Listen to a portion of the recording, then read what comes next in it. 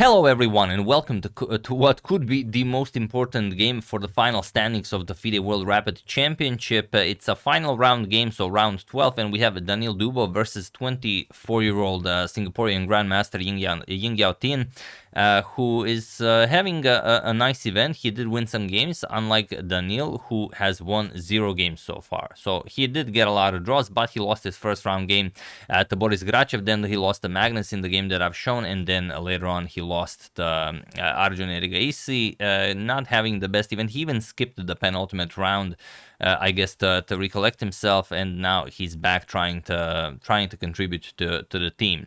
Hence the quote above the board. And also to make matters worse, on board 2, Parham Maksulu lost to Rinat Yumabayev, so he really needs a win on board 1. Can he do it? Can he get the first win and the most needed one in the event?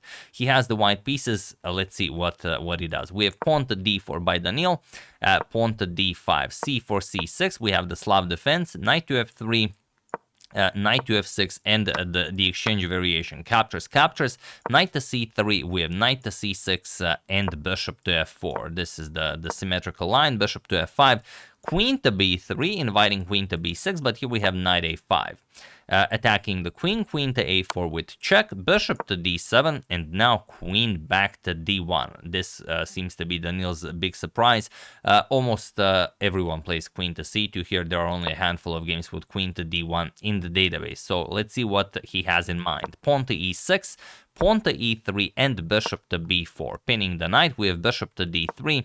And now there are some games with pawn a6 and rook to c8 in the database, but here we have castles kingside, and it is now, as of move 11, that we have a completely new game.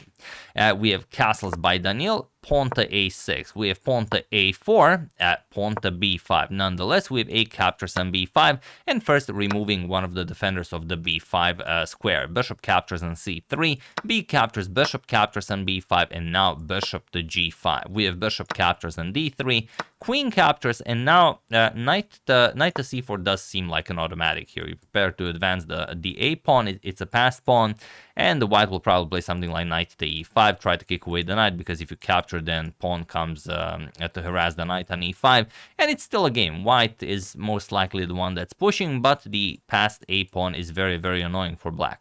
So instead, after queen captures on d3, we have queen to c7.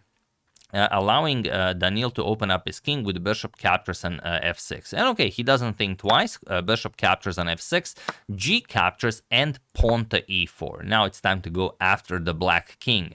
D captures on e4, queen captures. Daniil even gives up the c3 pawn, but here capturing the c3 pawn would be too much, because if you capture, you have the king side to tend to, and also the knight on a5 is looking a bit suspicious.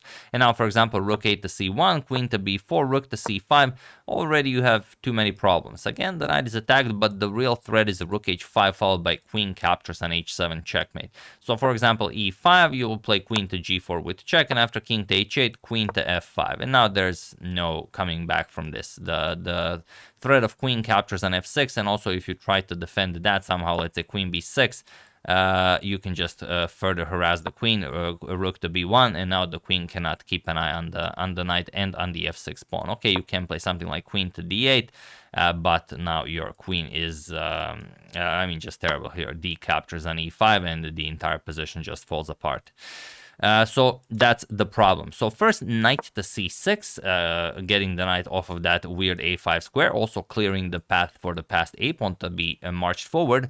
D5 now. We have e captures, queen captures on d5, knight to e5, and knight to d4. Daniil again offers the pawn to get the knight to f5, but this time capturing on c3 is in fact the best move, and Jingyao goes for it. Queen captures on c3, and now queen to e4. Interestingly, bringing the knight to f5 right away is not the way to go, because you will fall for a queen trade. Queen d3, and you can't really avoid the trade. The knight is hanging and the queen is attacked, and even if you give a check, let's say knight e7 check, king to h8, and try to do something with the queen to keep it into the game, you can just easily attack the queen and then force a trade.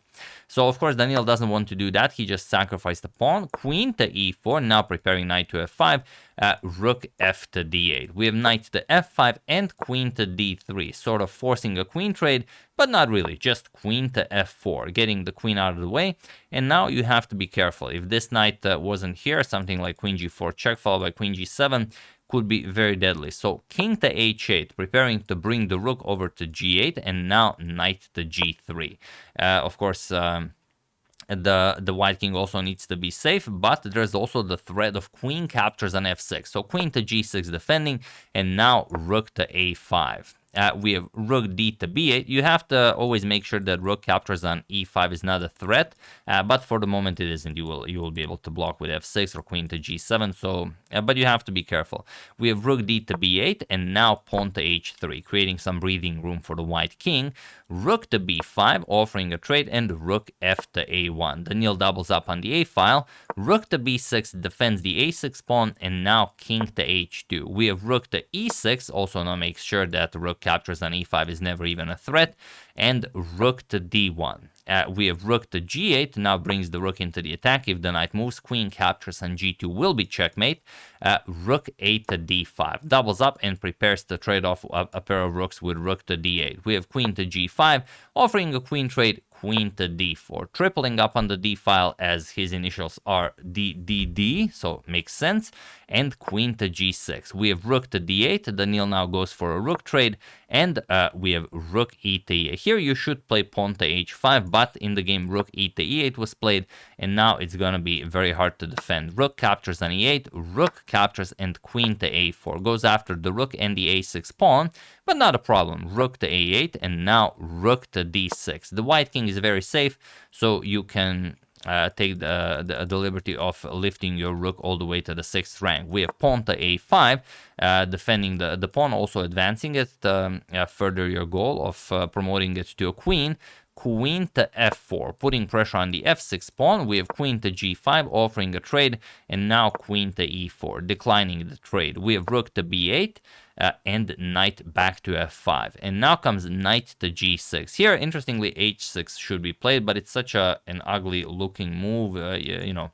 It's probably true that you cannot find a single use for this pawn being on h6. But knight to g6 is played, and now, of course, you don't want to allow queen to f4 check, so Daniil first plays g3, knight to f8, and now pawn to h4. Attacks the queen, queen to g6, and now queen to f3. We have knight to e6, also a4 can just be pushed, but knight to e6, and now rook to a6, going behind the passed pawn. We have rook to d8, and now comes rook captures on a5. Knight to d4, this is why Jingyao gave up the passed pawn. He wants to trade off the knights, as this is one monster knight, but there is a move that he missed here. If you haven't seen the game, you probably don't know what I'm talking about, but just for fun, feel free to pause the video and try to solve this thumbnail position while I give you a couple of seconds.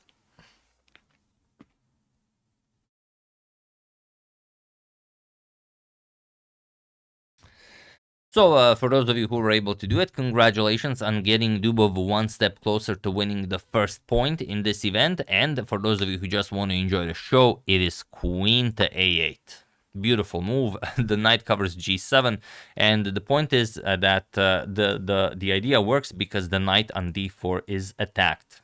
I mean, of course it is, as the knights are staring at each other, but the idea is that if you capture the queen, rook captures an 8 with check, you have to block with the queen, and now once you trade here, captures, the knight is just undefended. And with the little time on the clock that Jingyao has, 24 seconds, he doesn't find it the best defense, that is knight to e6. But still, after a move like queen to c6, it's still very, very hard to defend. But it is playable. You will play h5, create some breathing room for your king, and the game continues. But he played queen to g8, and now Daniil's position is just winning. We have queen to a6, now going after the f6 pawn. Knight captures on f5, we have rook captures on f5, and queen to g7. So offering a queen trade basically if queen captures, but the rook captures on f6, and now king to g8, getting the king out of the corner, also putting another defender to the f6 pawn. Queen to b6, attacking the rook, and rook to e8. We have queen to c6, again attacking the rook, queen to f8 defending, and now pawn to h5. We have rook to e5 going after the pawn, pawn to h6, and now we have rook to g5, and this is still very, very tricky to win, if at all possible. We have queen to c1 by Daniil going after the rook, and rook to g6, now offering a trade of rooks, plus there's a double attack on the h6 pawn now. So queen to f4, defending everything, and now queen to e8. Here actually queen to e7 holds the position, but after queen to e8, it just gives Daniil an extra tempo to solidify his position. g4, g5 is now unstoppable. We have queen to f8, pawn to g5, and now the position is just overwhelming. We have queen to e8, rook to f5, and we have rook to e6, stopping moves like rook to e5. So queen to d4, threatening mate in 1, queen to b8 with check. We have king to h3, and now queen to f8, defending checkmate. Rook to d5, threatening rook to d8, so rook to e8, and now rook to d7, just grabbing more space, improving the position. There is very, very little Jingyao can do, as if you move the queen, queen g7 is checkmate, and you don't really have all that many active moves. Rook to a8 does appear to be one, king g2, now rook to b8, and queen to f6. We have rook to a8, and now Daniil with the final nail in the coffin, pawn to g6. It looks like it shouldn't be possible, but yeah, it is. The problem is if you capture with the f pawn, then just rook g7 check, and if you don't want to get checkmated, you have to go into the corner, and then rook f7 will just win the queen. It's as simple as that. Captures, captures, and also you just get checkmated. So here, h captures on g6, and now of course the move you guys knew that was coming, pawn to h7 with check. King captures, and now the simple rook captures on f7. It would be ill-advised to look for checkmate here, because if you play something like that, the king, for example, you play this, the king just goes to g8, and now you prepare checkmate, queen g7, and you've just squandered your advantage. So after king captures, rook captures on f7 with check, and you have to give up the queen. Captures, captures, king to h6, and now king to g3. Of course, if this is a single player game, you resign, but this is a team event, so you still hope for something, for a miracle to occur. Rook to a1, rook to a1, and now queen to f8 with check. King to h7, queen to e7 with check, king to g8, and queen to f6. We have rook to g1 with check, king to f4, and he was in this position on move 74 that Singaporean Grandmaster Jingyao resigned the game, as there is nothing more to be done here. The quickest way to show you why is that you can always win the rook, because black just runs out of moves. For example, king h7, you waste a move, queen f7 with check, king to h8, you play queen e7, and now you have to make a move. Either with the king, the king can only come to g8, and then you will slowly bring your king into the game to checkmate the black king. And if you try some counterattack with something like rook captures on f2, then already the white queen can easily win the rook. You play queen to e8 with check, king to g7, queen d7 check, king to f8, and now queen to d8 with check, king g7, queen to d4 with check, king f8, and king to e5. You go, yeah, well, if the king wins to any of these squares, then you could easily pick up the rook or even to g8, but as black avoided all of the nasty squares, that means you just run into the white king. For example, king f8, queen to c8 with check, and after king g7, queen to b7 with check. So you either get checkmated or you allow the fork to happen, and that's how you win this. So yeah, after king to f4, Jingyao resigned, and Daniil gets his first victory, and also gets a victory for his team to win the FIDE World Rapid Championship. For his team, their team's name is Alain, and they are the FIDE World Rapid Champions. So yeah, that's the game. Hope you guys enjoyed it. Very nicely done. That queen to a8 started the avalanche, and after that, Dubo was able to bring home the full point. If you have any games that you would like to see, feel free to use hashtag suggestion. There were so many being played. Of course, I cannot see all of them. Probably I've missed some gems. If you have seen them, use hashtag suggestion, and I always go over all of the hashtag suggestions, and I really love it when you guys use it, and it helps me a lot. So yeah, once again, hope you enjoyed it. I would like to thank the animated chemist, Roger Stone, Robert Taratun, Karl-Heinz Haas, and Martin Georg Paparik for a contribution to my channel. Thank you a lot, I really appreciate it. As usual, you can check 2 of my previous videos here. Thank you for watching, and I will see you soon, continuing to check up on your wonderful suggestions and whatever else happens in the chess world. So thank you all, I will see you soon, and have an excellent rest of your day.